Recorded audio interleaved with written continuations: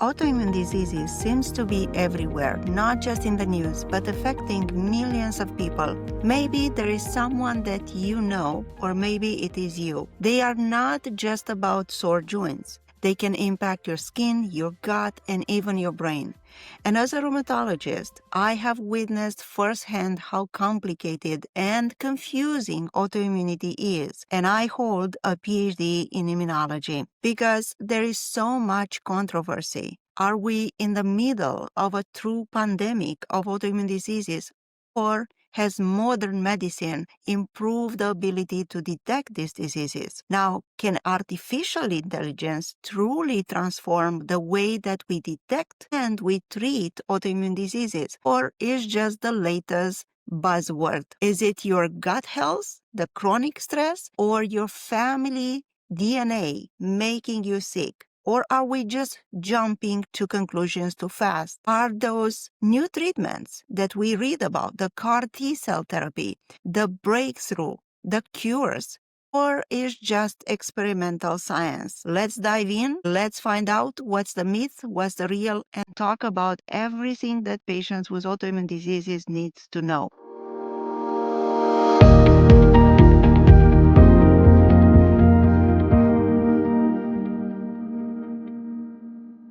Today, I have the pleasure to have a great guest, Dr. Vishnu Devalla. He is a leading expert in autoimmune diseases, and he's here to give us a better understanding about autoimmune diseases. Dr. Devalla, welcome. Yeah, thank you for having me. We're going to start with a very easy question, but also very complicated. What are the autoimmune diseases, and what are the most common signs and symptoms? Well, there are quite a few autoimmune diseases out there. If we kind of break down the word autoimmunity, meaning it's your own immune system reacting against your own proteins. So there's no foreign agent here, there's no foreign body here. Your immune system just gets tricked and starts to cause or attack your own proteins. And the end result of that is inflammation. And further down, you tend to see symptoms like fatigue, joint pain, exhaustion, rash. You can have severe muscle inflammation, muscle aches.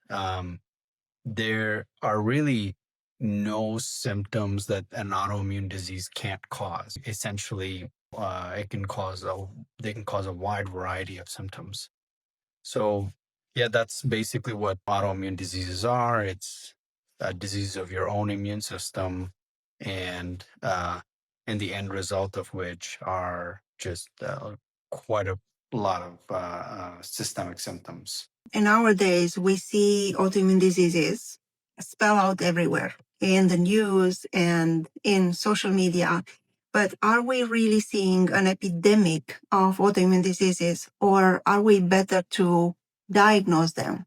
I think it's partly both. We are in many ways blessed to be alive at this age because our understanding of autoimmune diseases have improved so much over the past even 10 years. So I think our awareness has improved quite a bit, and people and it's very likely for one person to know at least one or two other people with autoimmune diseases. So I think our awareness is growing, so we know how to diagnose them and we can catch them early. Um, and the second part to that is, I do think we are creating an environment where some of these autoimmune diseases can thrive with the kind of treatments that we are using for treatment of other illnesses that kind of trigger autoimmune diseases. The science has not quite caught up to how that happens, but I do think we do have some increase in new autoimmune diseases. But I think the vast majority is our awareness is gotten a lot better. You know, when we talk about autoimmune diseases, we try to simplify the complexity of them, but Are we talking about one autoimmune disease, or are we talking about people having a complex of autoimmune diseases? If you have one autoimmune disease, chances are you're more likely to develop another. Um, and I don't think it's not unusual to see one person with multiple autoimmune diseases, and they may not all impact the same system, or they may not all be treated by the same specialist. For example, like Hashimoto's thyroiditis, it's very common, and a lot of people don't even think of it as autoimmune disease, but it is. It is an autoimmune thyroiditis. And a lot of when we look into our patients with lupus or rheumatoid arthritis or other connective tissue diseases, a lot of them tend to develop like thyroid disease also. I think it's common to have more than one autoimmune disease. And from our understanding so far, it really comes from inheriting chains of genes. So it's not unusual to have more than one. Many patients will struggle to find answers, and many patients will actually go from doctor to doctor until someone thinks that problems are related to an autoimmune disease. Why do you think that it takes so long for our patients with autoimmune diseases to find help? I think I think autoimmune diseases are hard to put together. We in rheumatology are that is all we deal with. So it's a little bit different, and we see the world differently because I would say at least once or twice a day we will see a patient that is in our office that's been through 4 or 5 different other physicians. And I joke with them, it's like no one else knows what's going on. That's the rheumatology is where you're gonna end up. um, I think it's because they're very hard to put together, and syndromically they don't behave like most other medical illnesses. And the patterns are a little bit harder to recognize. Um, so I think that makes it really difficult for clinicians, especially ones that are not exposed to it on a daily basis.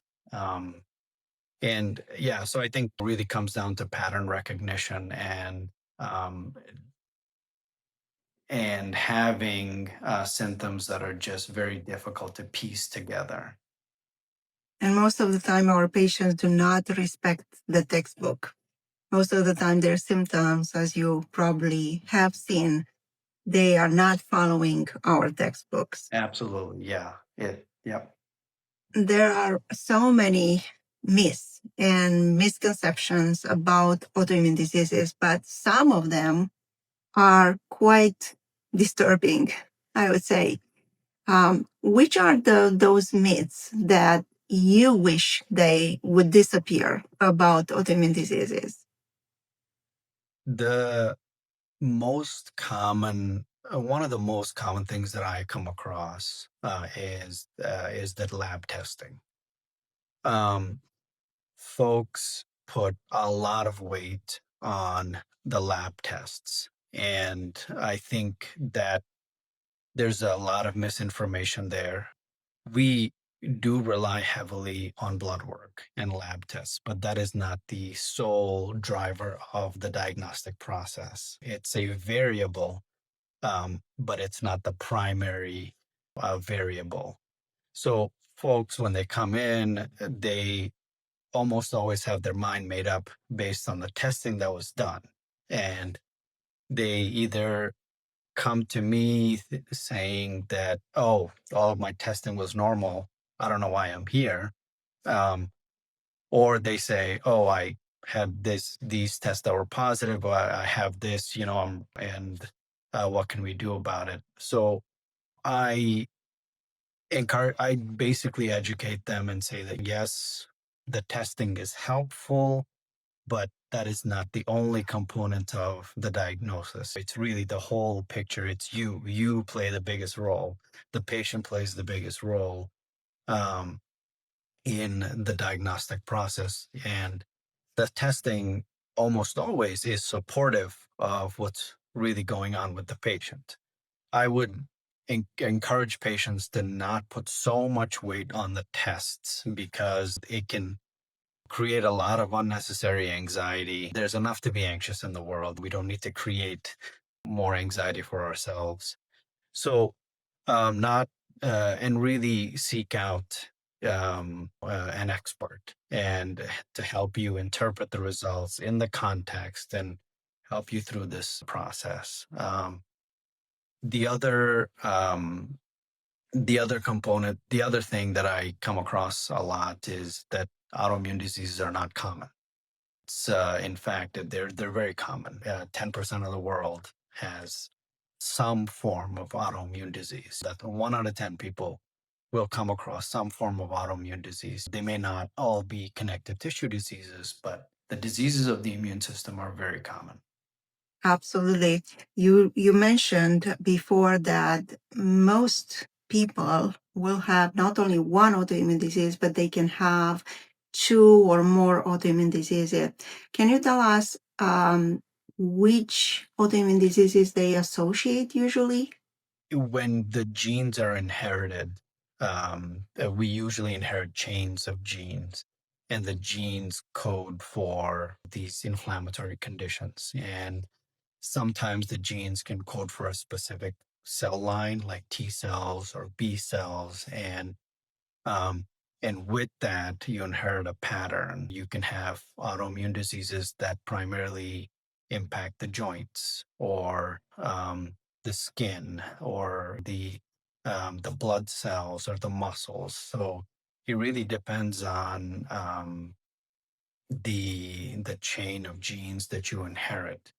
So there is nothing, there's no part of your body that cannot be impacted by an autoimmune disease. In my experience, I have seen people with Sjogren, and then they had associated thyroid disease, autoimmune thyroiditis. I have also seen patients with lupus and rheumatoid arthritis. I have also seen patients with psoriasis and then inflammatory bowel diseases like Crohn's or ulcerative colitis. And I always ask patients about if they have psoriasis, I always ask them about inflammatory bowel diseases, or if I know that they have Sjogren and they will tell me about fatigue, I will investigate their thyroid because I've seen those associations.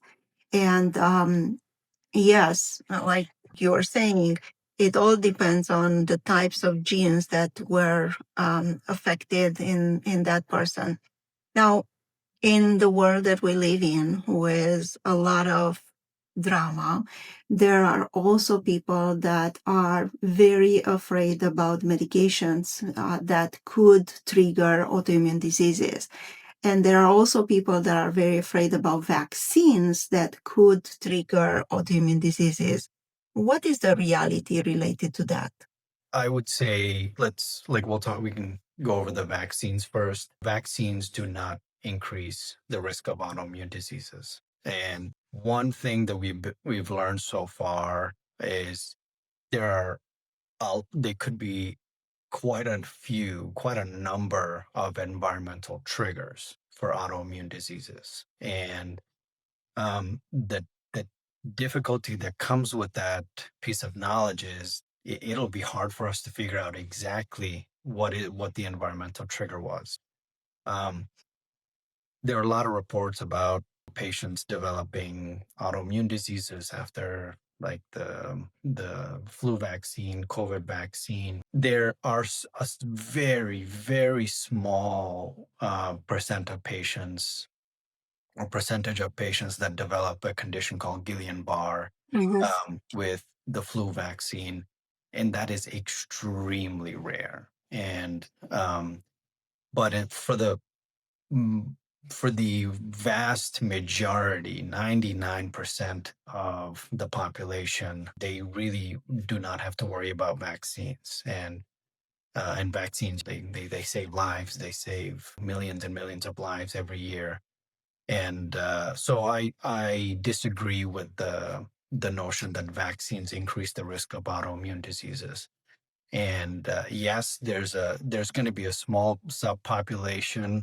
No matter what you look into in life, you will find a population or a demographic of people that are going to be negatively impacted.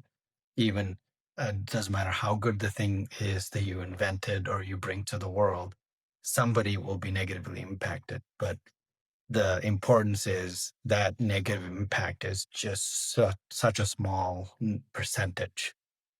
Um, and there are a few medications that do cause inflammatory conditions, and but again, for the vast majority of people, this is not a worry. Medication is life saving and life giving. So I wouldn't cross off the entire section of allopathic medicine because of a handful of medications in rare cases can cause an inflammatory condition. And it's probably most of the time, like you said, other environmental factors that will participate, and even the genetic predisposition of that person that will also play a huge role if you are going to develop an autoimmune disease. Now, because we talk about genetics and because there are all these companies that will test you for different genes that could potentially trigger or could potentially be linked to an autoimmune disease. And these companies are promoting their tests even to healthy people. Do you think the general population should be screened genetically for autoimmune diseases? The short answer is no. I don't think everybody should be screened. What we know so far is that a lot of us carry genes that code for autoimmune diseases, but not everybody that carries the gene ends up with the disease.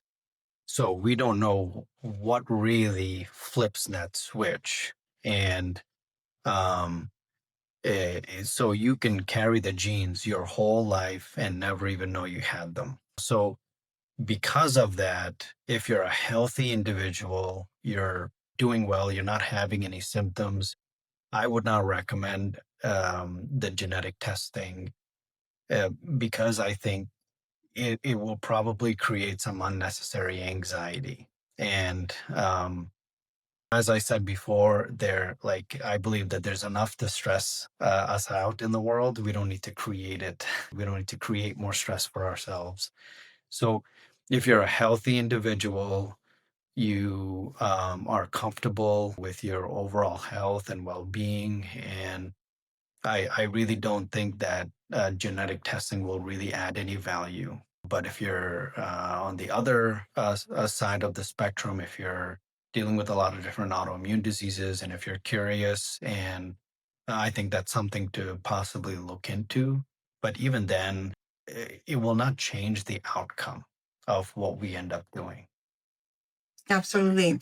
Because we mentioned about these environmental factors, let's talk a little bit about the toxins that could trigger autoimmune diseases, or let's talk about microplastics or viruses. Can you tell us a little bit more about those and what kind of role do they play in autoimmune diseases onset? Yeah. We've known about viruses for a long time because viruses actually they can activate genes, they can turn off genes. We use viruses in gene therapy. So we've known about viral triggers for a long time. And we're also now learning about environmental triggers like silica and cigarette smoke and other environmental like toxins that can also cause inflammatory conditions or trigger them. So, as far as microplastics, there's a lot of data out there that about all the issues that they cause. But as far as inflammatory conditions, there's no direct link.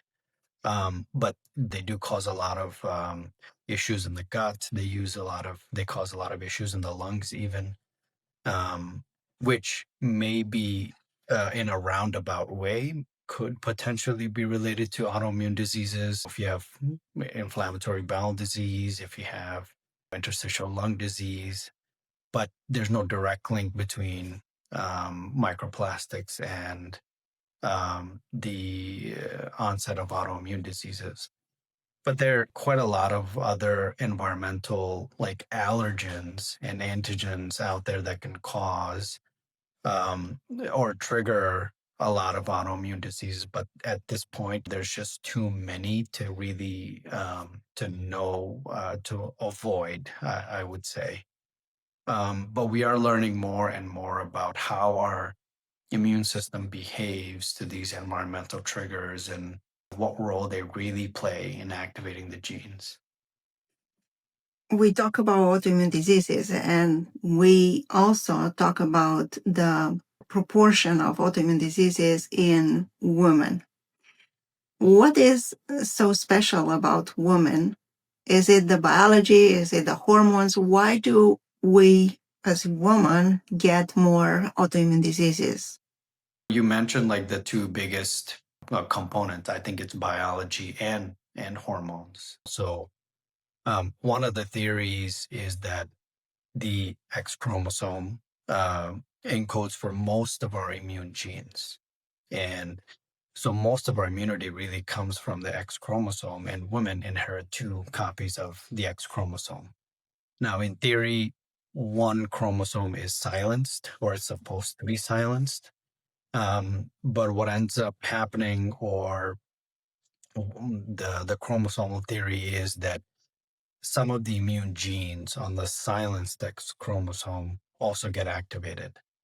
So women are more likely to have multiple genes of immune genes active at the same time, which may predispose them to develop autoimmune diseases.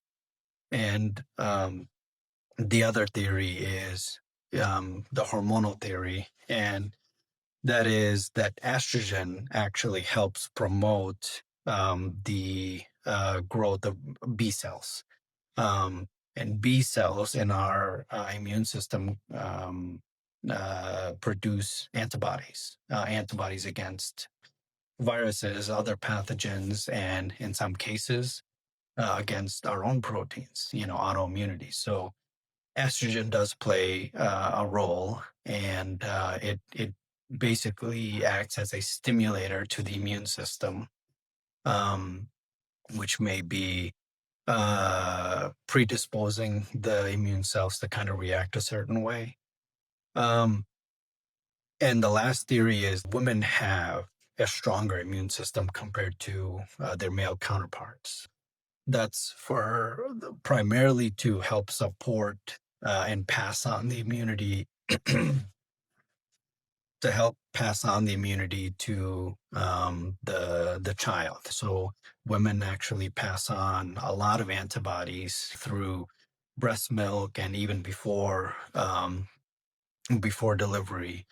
And you have to have a robust immune system to be able to share a part of that immune system or give it away in a sense. So women are born with a stronger immune system, which also causes the immune system to be slightly more reactive. So that's another theory that increases the likelihood of like autoimmunity in women. We're going to transition a little bit from this subject to something that is very hot, a new topic that is very hot. And I want to talk about something that I know you are passionate about, the gut health. And we should focus this discussion on the role of the microbiome, because there is a lot of hype out there that actually changing your gut is going to prevent autoimmunity or could actually cure autoimmune diseases. So would you mind talking about what do you know about the role of our gut and the role of microbiome in autoimmune diseases? our gut plays a huge role in our immunity, and there's no doubt about that at all. And the microbiome directly correlates with gut health and inflammatory conditions. When you could say pretty much 80% of your immunity is exists in the lungs and your gut, and almost 60 to 70% of it in the gut, because those are the two areas where you're exposed to the outside world. So that's where your defenses have to be the highest. So pretty much 60 to 70% of your immunity lies in the gut. So gut health plays a huge role in triggering or making auto inflammatory conditions worse. And so, what we know so far is that your gut health directly correlates with systemic inflammation. And the healthier the gut, chances are the better you're going to do if you have an inflammatory condition. And the changing your gut health, could it potentially prevent an inflammatory condition or cure your inflammatory condition? That we can't say. But we can say for sure, that's backed up by evidence, is that a healthier gut will help any inflammatory condition that you have.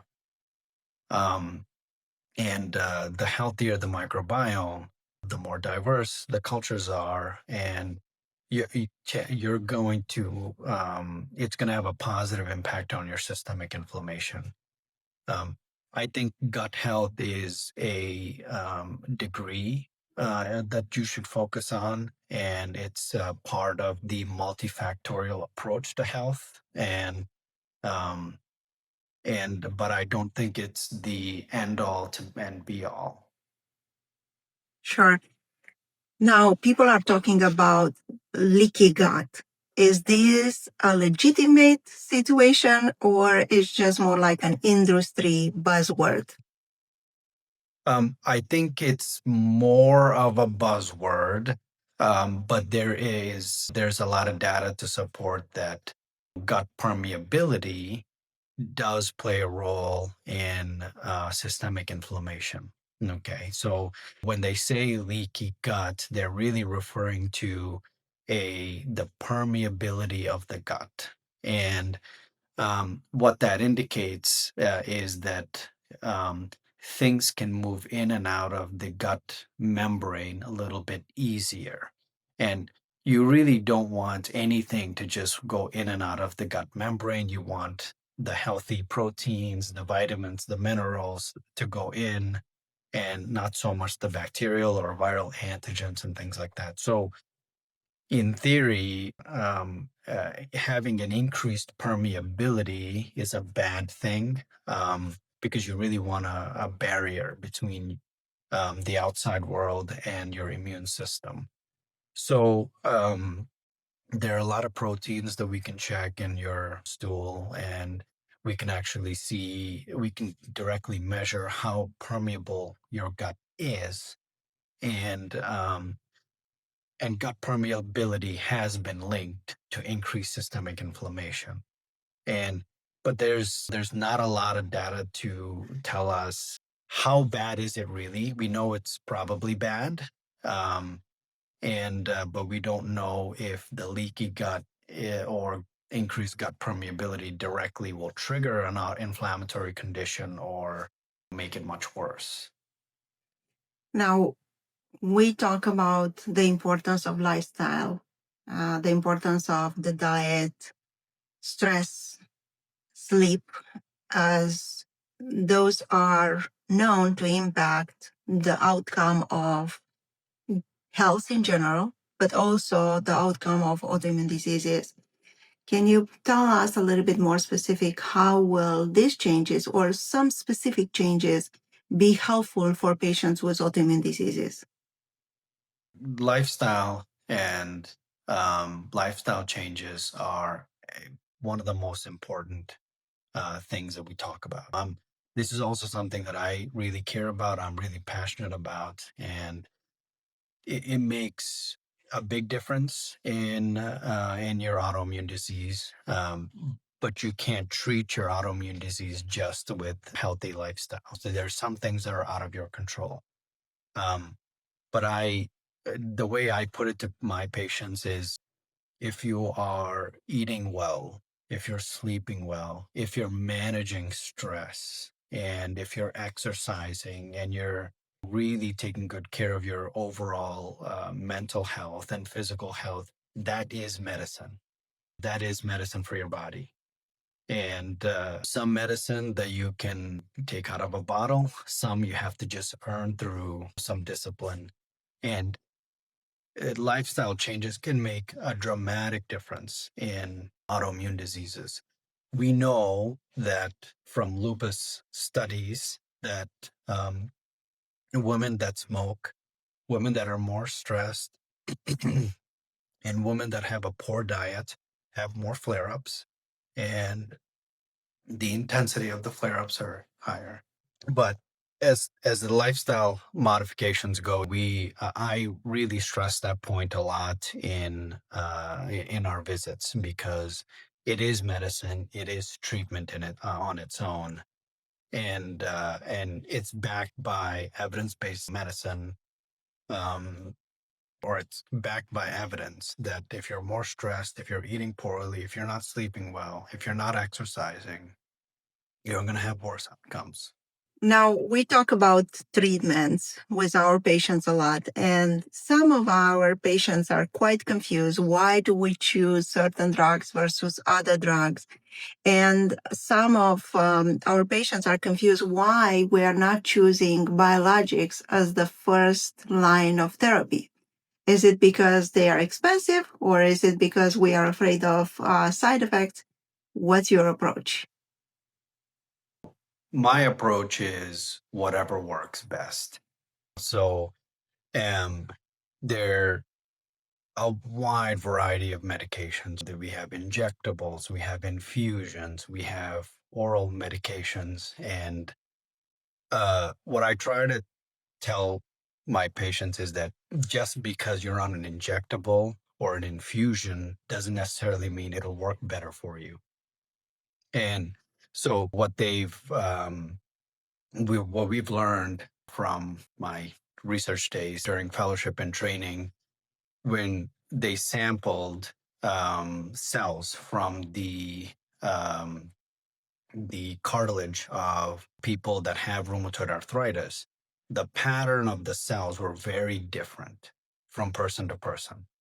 Okay, so some folks will have a lot of what we call neutrophils, we call it like a neutrophil predominance or a monocyte predominance. So to simplify, the pattern of inflammation is different between people. So 5 people can have rheumatoid arthritis and can present very differently and respond very differently to the same medication. So that's why it's important to know that we do what works for patients. And just because it's a tablet or an injection doesn't necessarily mean one is better or the other is worse. And um, all of these different medications, they do attack inflammation, but they work on a different cell. They have their own approach to inflammation, and they all work on different patterns of inflammation. So that's why we there's a wide variety of all of these medications. So what I try to tell people is, like, we choose what works, and we try the oral tablets first because they're easily accessible and you can go and pick it up at a pharmacy, and they're very well studied. That's usually where we start. But if they're not working, we don't stay in that same arena. We move on to different medications with different mechanisms. So the bottom line is, it it's really hard to predict what will work for you. So that's why we have a lot of different medications and try a lot of different medications. Now, my patients, or in my experience, I have seen patients that are very willing to try new medications like biologics, but I have also seen patients that are very afraid to try biologics because they read about the side effects or they hear other people talking about potential side effects. But I'm going to ask you, what is your experience? How often do you see bad side effects from biologics? No matter what medication we use, there's going to be a small group of folks that will be negatively impacted. And uh, that's the minority of patients. And like fatally sick is extremely rare from any of these medications. And I I try to do my best to go over the risks and benefits. And I tell patients that there is no medicine out there without risks. Um, and the only reason we use these medications, is because the benefits far outweigh the risks, and they will help you much more than they hurt you. So that's why we treat with medications and medicine in general. We um, so that I think it's of course when you go on the internet, you're going to see the worst things. So I what I try to tell patients is it's rare for you to get really sick from these medications, but they do come with their baggage. They do come with their risks, and it's not necessarily much more. The risk profile is not any bigger than any of the other anti-inflammatory medications. It's interesting what you said about people going online and finding bad side effects or people talking about bad side effects.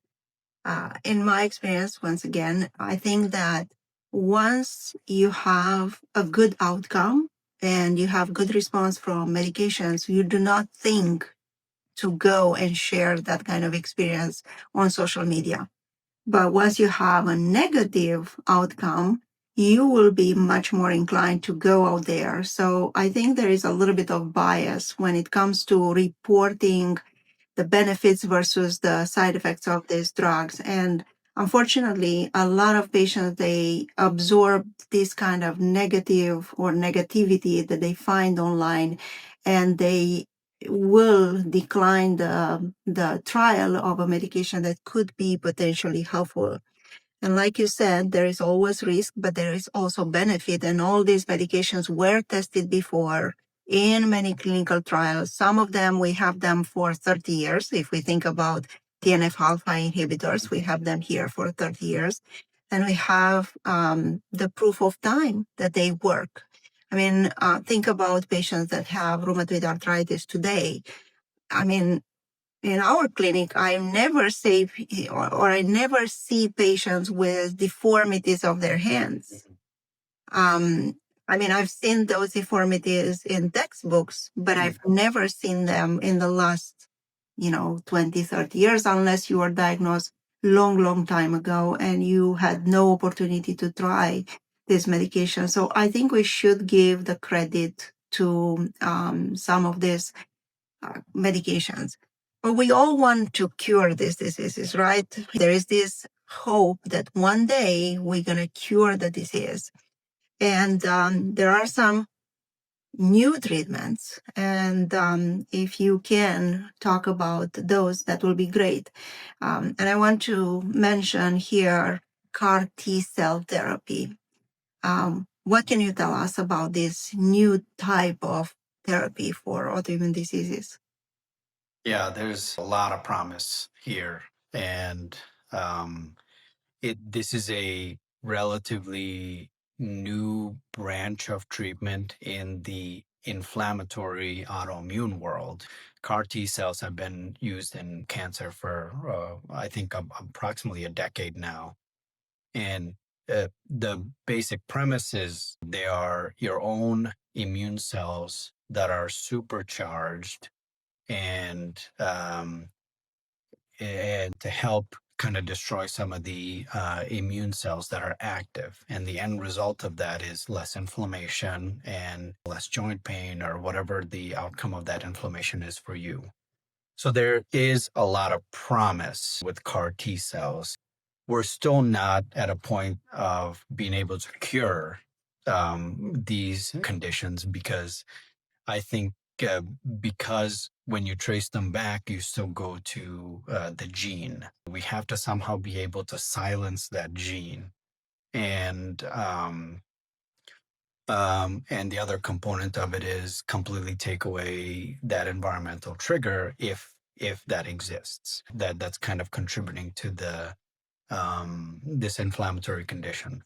So I don't think we're quite at a cure because we haven't quite figured out how to silence the gene. But in terms of the treatment, it's rapidly changing once again in rheumatology. Every 3 or 4 years, we see we start to look at treatment very differently, which also makes things very exciting in our world. And we really are blessed to be able to live at this time. Um, but I do think CAR T cells have a lot of promise, and so far they've been very successful in treating some of the very difficult rheumatologic conditions like lupus, and they're even looking at treatments in scleroderma and interstitial lung disease. So it's, I would say, in rheumatology, we're in the beginning stages of the treatment, and beginning stages of learning. And I think over the next decade, they have the potential to transform how we treat a lot of our conditions.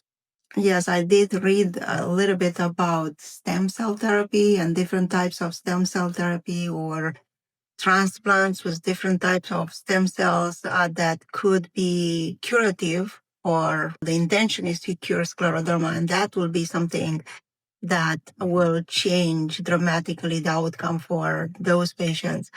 Now, I see on internet a lot of people that I call them guru in autoimmunity, that they promise that they can cure autoimmune diseases.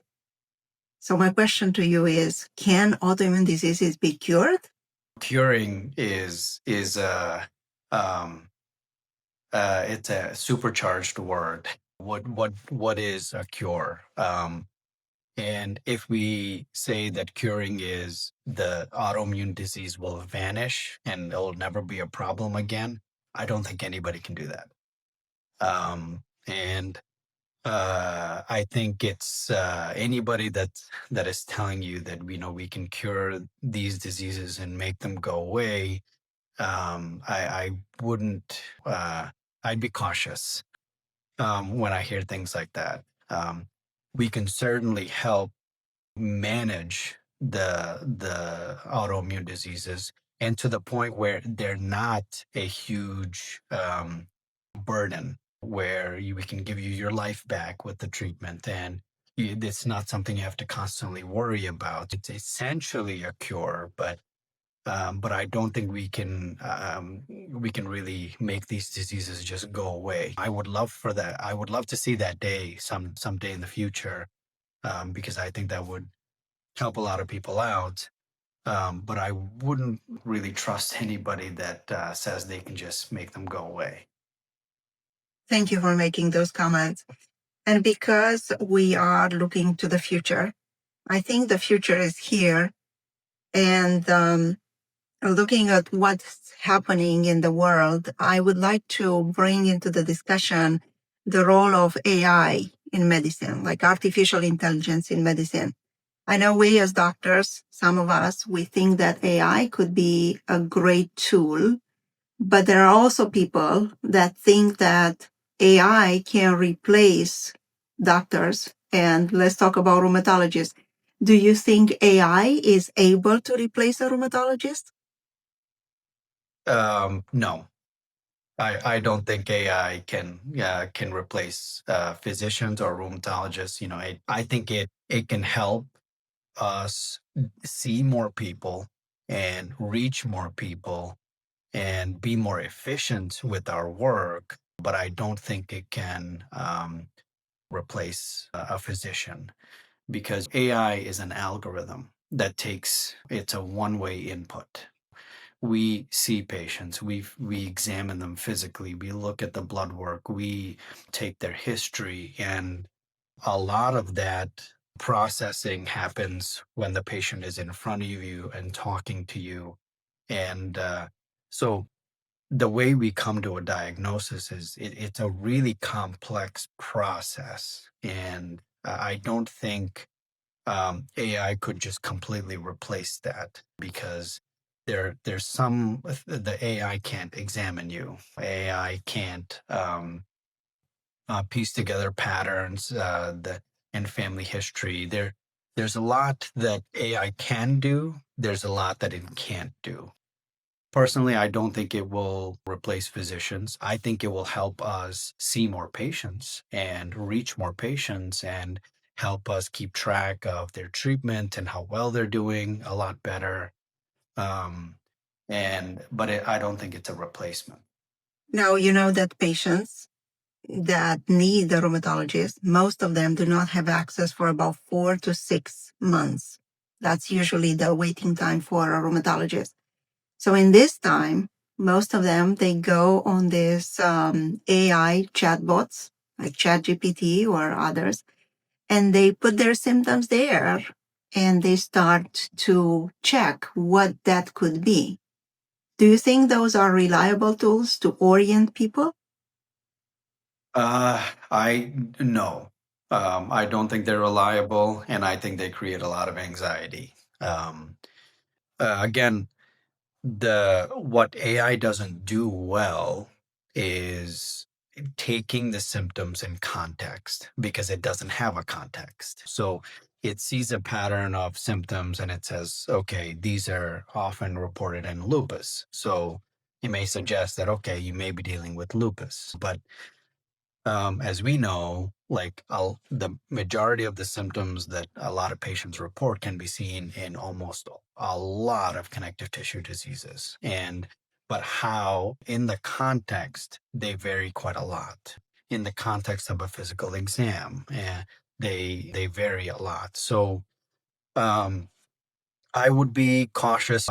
But I also get it. People are searching for answers. When you have to wait 6 months to see a rheumatologist, you can't wait 6 months for answers, especially if you're sick and you want to feel better and you want to find yourself a solution. I get it. Like I can empathize with them, and I don't know if I was sick and if I had to wait 6 months to see a specialist, I don't know if I would do anything differently.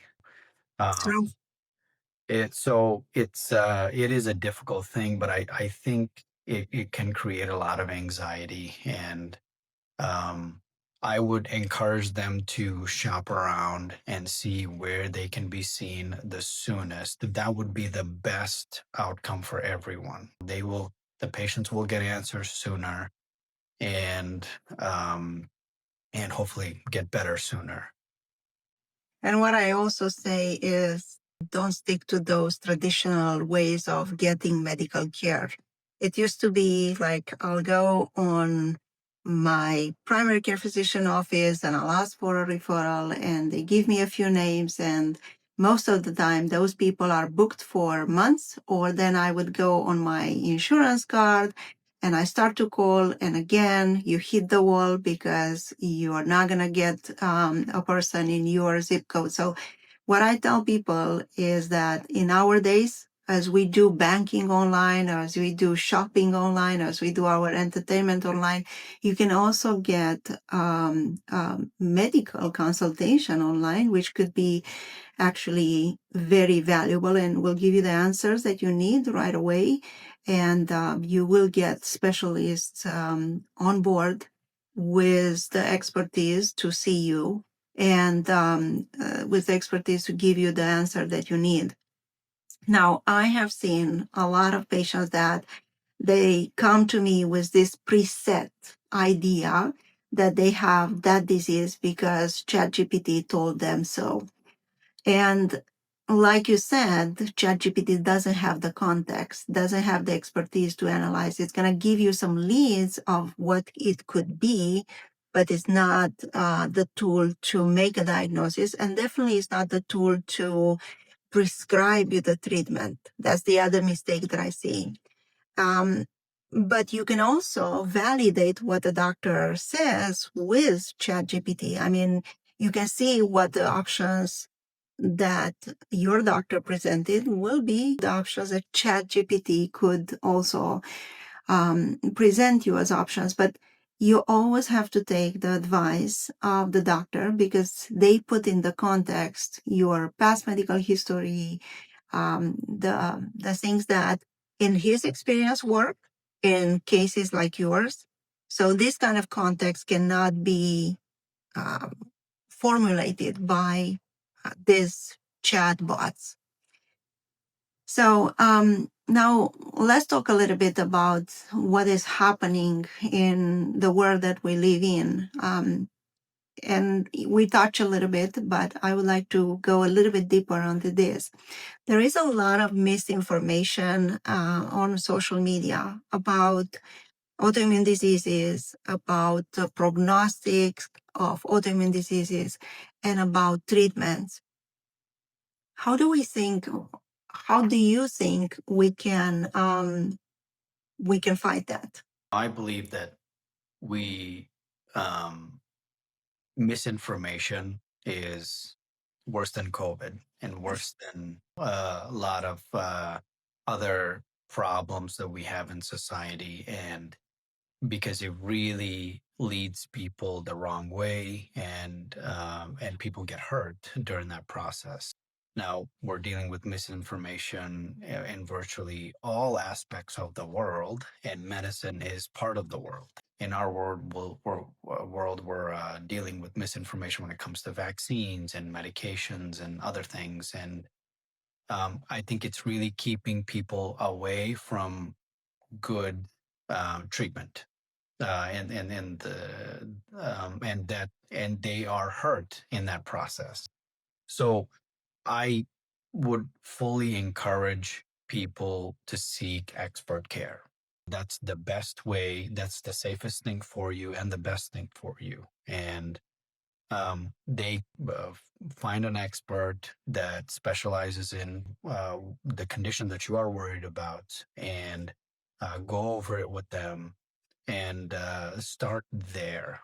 And again, kind of goes back to folks just trying to find answers, but the wrong answers can cause more stress and make you feel much worse. And it's just, I fully encourage people to seek expert care before they look to the online resources for help. I want to thank you so much for this honest discussion. And I'm really, really happy to say that you became a partner of our practice, Rheumatologist on Call.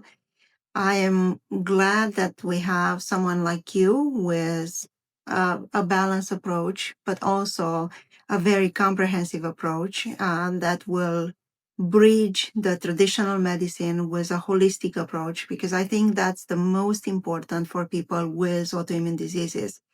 I want to thank you for being here, giving these answers to people with autoimmune diseases. And I want to give you the opportunity to say a few words of encouragement for people that are now looking for answers, people that are worried that they might have an autoimmune disease, or people that are just diagnosed with an autoimmune disease. I really want to encourage patients to advocate for themselves, and don't be afraid to leave the traditional health environment, because we've had a conversation about this a lot, and it's the traditional system is not working for physicians, and it's not working for patients either. And burnout is very high, and patients are not satisfied with what's happening. So I really want to encourage people to advocate for themselves, and don't be afraid to leave the traditional health environment to get answers sooner, and better answers, or just better care in general. And it's a leap of faith. you have to take. Like us, we left the traditional health system because I really think it's not serving the people the right way, and I don't think it's serving the physicians either. So I just really tell people that don't give up. And if you're really hurting, and if you're really feeling like this is not working for you, reach out, and people are out there that want to help and are waiting to help you. Thank you, Dr. Devalla. Yeah, thank you for having me.